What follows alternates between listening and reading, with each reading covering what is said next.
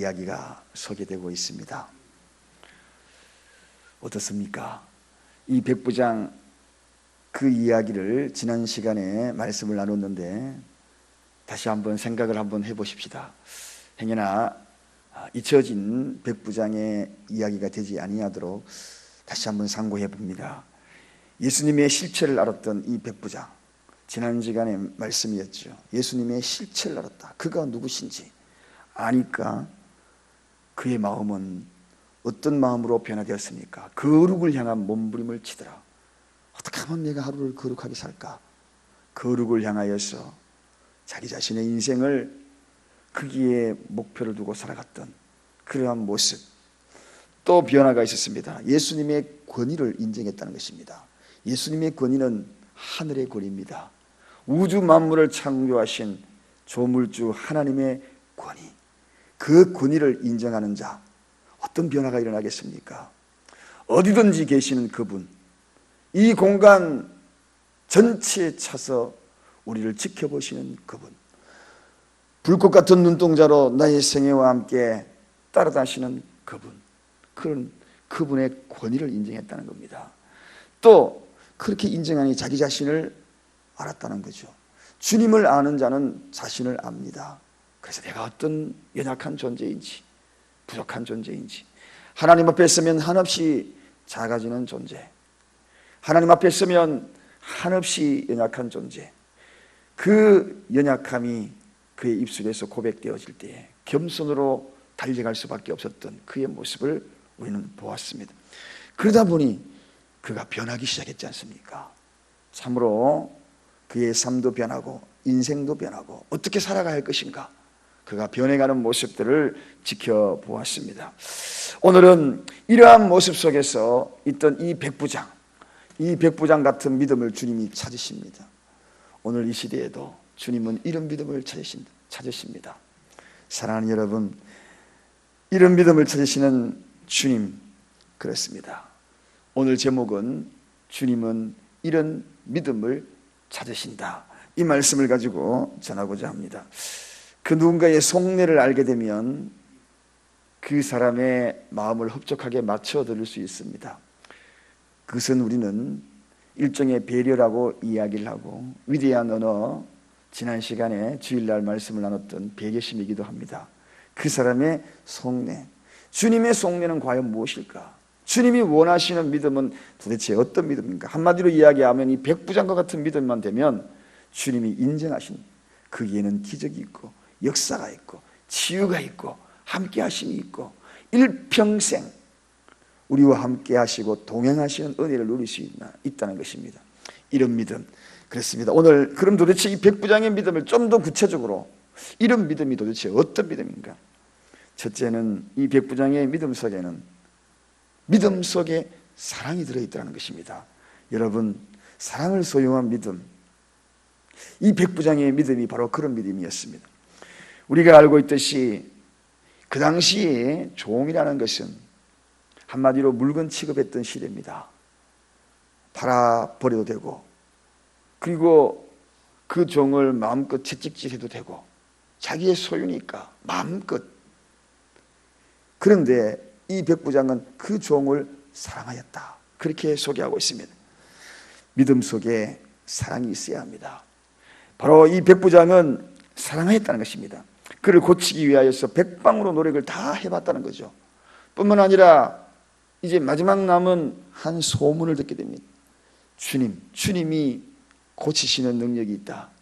그분은 신성을 가지신 곧 하나님이시다. 그분께 나가면 고칠 수 있다는 이러한 이름으로 그의 사랑을 마음껏 불태웁니다. 그래서 이 유대인들 가운데에 바로 장로들을 예수님께 보내는데, 그 보낼 때에 그 장로들이 하는 이야기가 어떤 이야기였습니까? 백부장을 어떻게 소개합니까? 예수님, 우리 민족, 저가 우리 민족을 사랑하나이다, 그렇게 고백합니다. 저가 우리 민족을 사랑합니다. 그 자가 바로 백부장입니다. 외부 사람들이에요. 그렇게 느꼈다는 것입니다. 지배하는 그러한 사람이, 피지배 당하는 그 사람이 그 사랑을 느꼈다는 것입니다. 여러분, 어떻습니까? 우리를 통하여 그 누군가가 사랑을 느끼고 있을까요? 사랑을 느끼고 있는 그 믿음이 진짜 믿음입니다. 우리 교회를 통하여 그 누군가가 사랑을 느낄 수 있을까요? 느끼고 있을까요? 직장 생활하면서도 많은 사람이 어우러져 있는 그때 누군가가 나를 통하여 사랑을 느끼고 있는가? 예수쟁이는 말만 예수쟁이가 아니라 나를 통하여 사랑을 느끼게 하는 그 믿음을 가진 그 모습이 비춰질 때 참된 믿음이요, 예수 믿는 믿음의 성도라는 것, 크리스찬이라는 것. 그렇습니다. 여러분, 이 세상에 누구도 사랑을 받지 않아도 될 만큼 부자가 없습니다. 아무리 부자라도 사랑을 받아야 됩니다. 그런데 또 다른 말씀을 전하고 싶어요. 이 세상에 그 누구도 사랑하지 못할 가난한 사람이 없습니다. 모두가 다 사랑할 수 있다는 것입니다. 한 번 더 말씀을 정리할까요? 이 세상에는 그 누구도 사랑을 받지 못할 만큼 부유한 사람은 없고, 이 세상은 그 누구도 사랑하지 못할 가난한 사람은 없습니다. 사랑은 그 누구도 할 수 있다는 것입니다.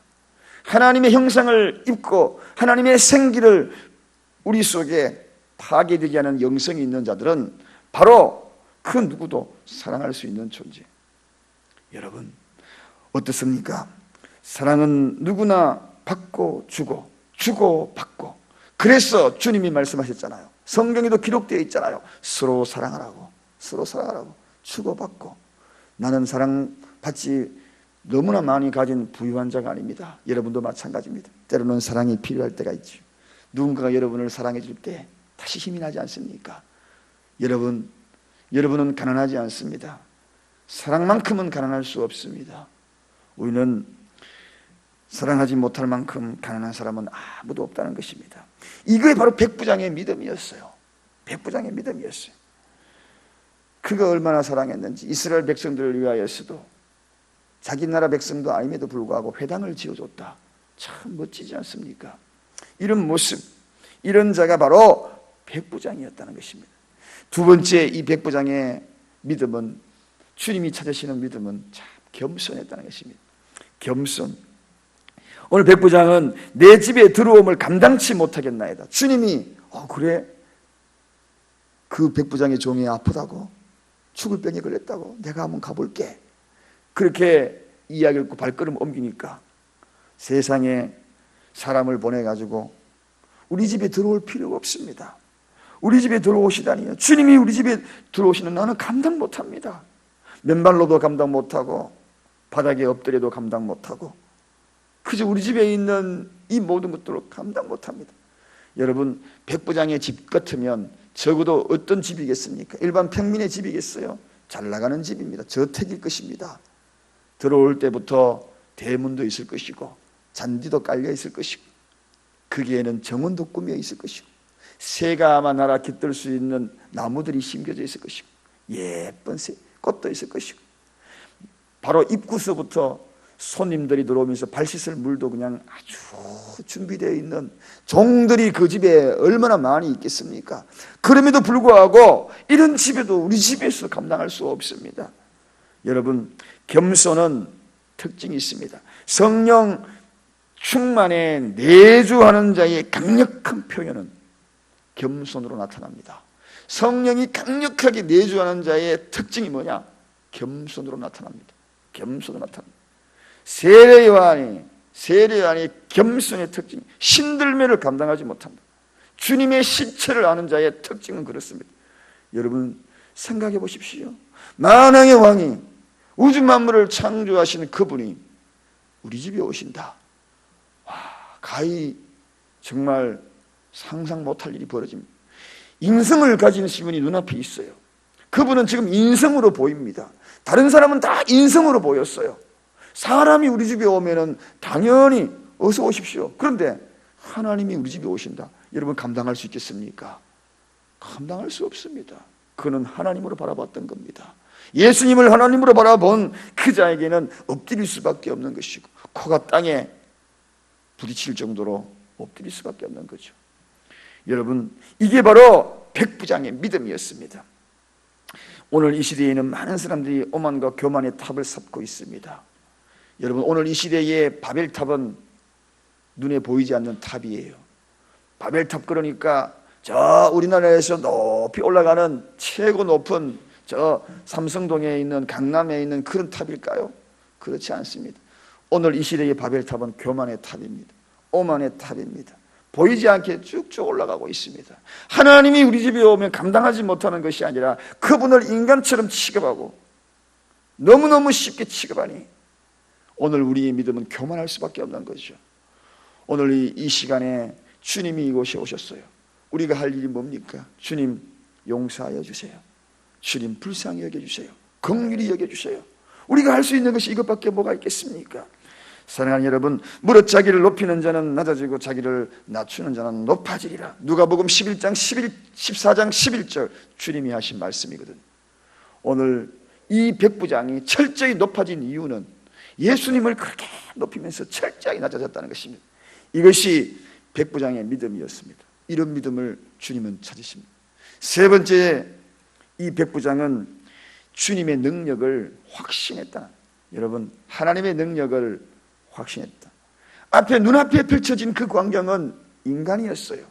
예수님은 인간의 모습으로 그 앞에 서 있는 겁니다. 그럼에도 불구하고 그분은 하나님의 능력을 가지신 하나님의 능력의 소유자를 확신했다는 것입니다.